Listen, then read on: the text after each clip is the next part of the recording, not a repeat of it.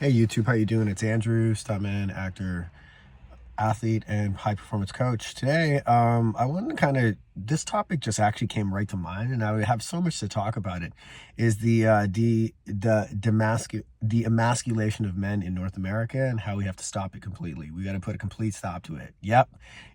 I'm gonna say it, and I don't really care what the consequences are because that's what this channel is all about. I got to speak my mind, and I'm so sick and tired of it. And I know a lot of men that are going through it right now. Like, they're deep in relationships and they're telling me about, like, oh, my girl wants me to do this and that. And there's a lot of no to that, you know? Like, look, I'm going to share a brief story with you guys, okay? I have had a best friend, and she was around all the time, and it was really cool, and I love her very much.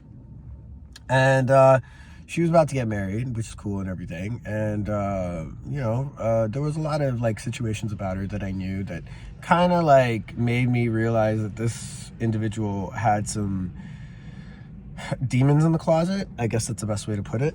So, I mean, as a friend, I just allowed it and let her do her thing. So, she finally hit us up for a wedding, and I was very excited. And this person works in the music industry, but it's like deep in the music industry. So I go and I get this invitation for the wedding, and it says, like, "Hey Andrew, just letting you know, all the grooms, like best men are taken up, so you're gonna be one of, like, the groom's maids." And I'm like, "Oh, cool. What's a groom's maid?" And she's telling me it's like a guy that's on the bridesmaid team that, like, represents, like, the bride and stands for her and all this stuff. So I was like, oh yeah, that's really awesome. And everyone's getting really excited about this whole thing, and people are getting prepared. I mean, I introduced this girl to her future husband at like this training facility. So they kind of grew into a very serious relationship. And within 2 years, it was like all this magic started to happen, and I was really happy for how it was turning out for them, you know. And they are like my bro and sis to this day, but it's just a little different. And I'm going to tell you why right now. So I get this invitation to the wedding, and it says all this stuff about the groomsmaid and the bridesmaid and blah, blah, blah. And I'm like trying to figure this out. I'm like, all right, cool. So I'm in Vancouver, and they're out in Toronto at the time. So they're back and forth, and we're planning all this stuff. So I'm like, all right, cool. And they're trying to synchronize all the stuff and arrange everything. She's doing her thing. She's arranging everything she could. She wants to make her thing elaborate and super music themed and awesome and new age. New age is the key word. New age is the key word. Guys, listen for this part. This is really important. New age is the key word. So I get the most updated invitation, and I start talking to her, and I'm like, hey, what's up? Like, there's not really any descriptions on, like, the color theme for the wardrobe or anything like that. What's going on with it? And she's like, oh yeah, by the way, that's something I got to tell you. And I'm like, yeah, what's that? What's going on? What do you got to tell me? She's like, yeah, there's this color theme. It's purple and black. And I'm like, all right, cool. That's awesome. I actually love the color purple. I think purple is a pretty rocking color. Then she tells me, oh yeah, by the way, this is the dress code. I was like, okay, cool. That's wicked. She shows me a photo of, like, this dress, this suit shirt with, like, a tie, and, like, there's, like, this dress at the bottom. So I was like, all right, cool. That's all right. So, like, I guess I'll be wearing, like, the pants version of that, you know, like I'll have the pants that, you know, and, like, I'll wear the suit version of that. That's cool. All right, cool. And then she's like, no, I don't think you understand. Like, 3 out of the 5, bridesmaid or brides men. And I'm like, oh, okay. So we're gonna be like dominoes or something, like suit, dress. And then before I knew it, this girl starts telling me, no, all you guys that are by my side are going to be wearing dresses. You're going, like, I had to, like, record stop, scratch, hold on, drop the mic. What? You want me to wear a dress at your wedding? And then that's when it hit me. I was like, yo, this is, like, the emasculation of men is such a thing in North America. I was like, nope, not doing that. Like, first off, this girl is half Trinidadian. I'm half Trinidadian. Okay? I'm half Guyanese, half Trinidadian. So I'm not doing that, period. Because first off, like, I have nothing against those kind of people. I have nothing against the communities. I have nothing against any of that stuff. But me personally, I can't be seen doing that. I don't want to do that. It's not who I am. I'm linked to a lot of people in Asia and Africa, and a lot of people in third world countries, and a lot of like people I've helped out, and I'm supposed to be an inspiration to a lot of people, and I'm supposed to be motivating. Like, if I go and do that, like, yeah, great that I'm supporting you and your cause, but that's just why am I doing that? What's the purpose? What goal are we fulfilling today by me wearing that outfit? What is the purpose of that outfit? You know what I mean? Like, why do you want me and 3 other dudes to wear that outfit along with your bride's, grooms, whatever the term is, right? This is why I don't do weddings. But that just put me sideways. And to be honest with you, I know that I kind of like summarized that story really short, but I'm just saying, like, that's just one of many examples. You know, all these recent relationships that I've recently been in, like, the expectations are really ridiculous. Like, you know what I mean? Like, people don't value things anymore, and people don't see like the work and the struggle and the spiritual fortitude that we have to create just to like get to where we are and do what we're doing. Like, this, would you wear a dress? Would you wear, if you're a corporate person? Like, I'm not really in corporate state right now. You know what I mean? But like when I'm on film sets and all that stuff, I go pretty corporate. But when I'm like out in the world, I'm this kind of, I swear a lot more, but I just don't want, I don't want to swear too much because I don't know who's watching this. But that's what I mean, man. Like, these past few relationships, like, you know what I mean? It's like you can't even be a man anymore. And I'm so glad for 2025 because finally, like, there's so many situations where it's like people would hit me up and it's like, yeah, would you do this or would you? No.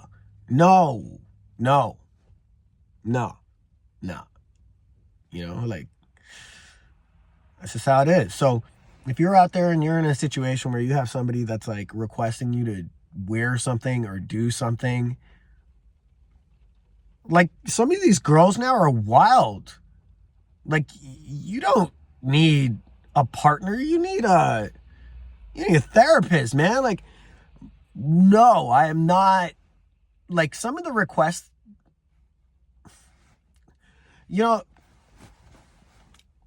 bring out the toys or whatever, and they expect to use it on me. Like, bro, I ain't. Nah, I'm good. I'm good. So just a heads up, bro. Just watch out there. Be careful. Be mindful for yourself. It's a whole different world and a whole different game now. Like, the emasculation of men is a real thing. You're seeing it in hip hop culture. You're seeing it in media culture. Like, you're seeing it in everything. They're trying to feminize everybody and everything. And, I don't know, man. Like, look at the quality of our superhero films. They're garbage now. Like what happened to our, like, real, like, idols? Like, there's no such thing as an idol anymore. Who were you supposed to idolize?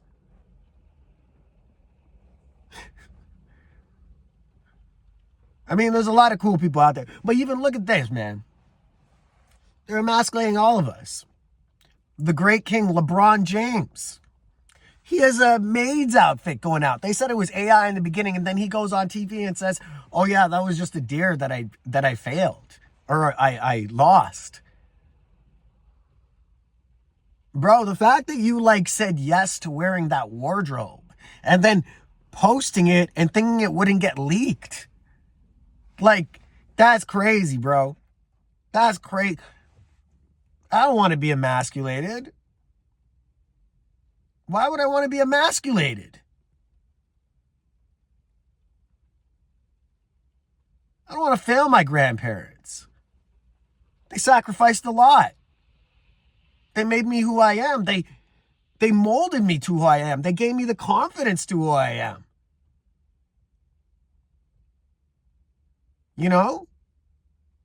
How would I have gone out and survived out in the world if they didn't guide me in that direction. I'm not failing my grandparents. And I know there's a lot of other people just like me. We are like, no, that's cool. You guys can do everything you want. Don't push it on me and don't influence it on my kids or any of the kids. You know, like, don't emasculate these people, man. Stop emasculating us. I'm tired of it. Anyway, that's just what I wanted to say. That was a little story I wanted to share. So yeah, I don't know. I haven't contacted my friend in a while. I don't know if I ever will, to be honest with you. I with something like that, you know, like to degrade another person's integrity and put another person's career at risk and another person's, like, you could put my livelihood at risk. Like, I know, like, I'm related to people in crime and people on the streets. Like, I go around, and those kind of photos go around and they pump out anywhere. That could get me killed. You know, that could be you. Like, what? Guys, look out. Watch out for yourself. Don't get emasculated by all these crazy new age trends and all this stuff. Craziness. You know what I mean? So many rappers I loved and respected emasculated. Like, yo, I love when Lil Uzi Vert came out. I loved his track. I don't really care if we cry. That track, I banged that shit all over the place. Now you're seeing him on stage with, like, patent leather red outfits and a frilly frill and like a purse and a throwover. Bro, what are you doing? What are you doing, man? Like, didn't you already make the bag? Like, that's how you're gonna make the bigger bag? Like, I'm sure there's other ways to make the bigger bag. Like, I haven't made the bag, and, you know, I should talk in my own situation, but at the end of the day, you know what? There's a lot of people I know in this media industry that have gone to Calabasas. Came back a couple weeks later and suddenly, oh, they're all over the radio. Oh, suddenly, oh my God. They're cast as something. I'm not trying to be like the Jaguar right of this right now. And I'm not trying to like whistleblow or anything like that. But like, come on, man, stop with it. Let us just be ourselves. You know what I mean? And that's what I really mean. It's just like, God damn, bro. Anyway, I'm done with the video. Like, subscribe. If you have any stories about being emasculated or dealing with this new emasculation trend of people just wanting to see us feminized, nail polish, eyes, makeup, all this stuff. Like, God, man, come on. When I'm on set, they put makeup on me. I get that because you need a single cell shade tone for the camera and the light doesn't bounce and all that. That makes sense. But then I'm removing that.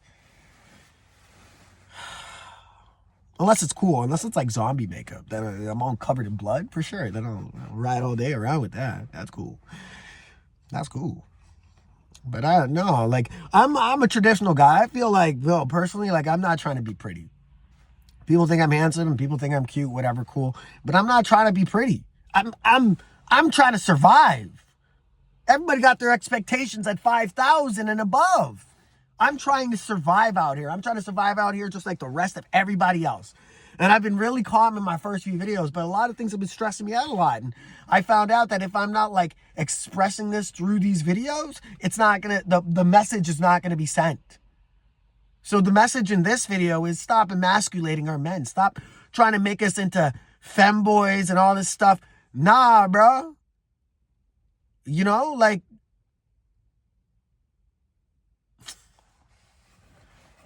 I got a lot of friends that are in the rainbow community. I got love and respect for each and every one of you. But none of them have ever tried to force that onto me. But how come the bigwigs want to force that onto me? And that's the second part of this video I wanted to talk about is there has been people in this business. I could have been famous a long time ago, guys. I could have had some great opportunities a long time ago. Like back in my teens, in my late teens, in my early 20s. I'm too old now. I look too old. But I'm telling you, man, my size is another, like, I'm 5'5", 130, right? So I'm a small frame. my face, if I cover it up, I look childlike. I'm going into a lot of stuff with this, but I want you to understand that the emasculation is a real thing, right? Like I've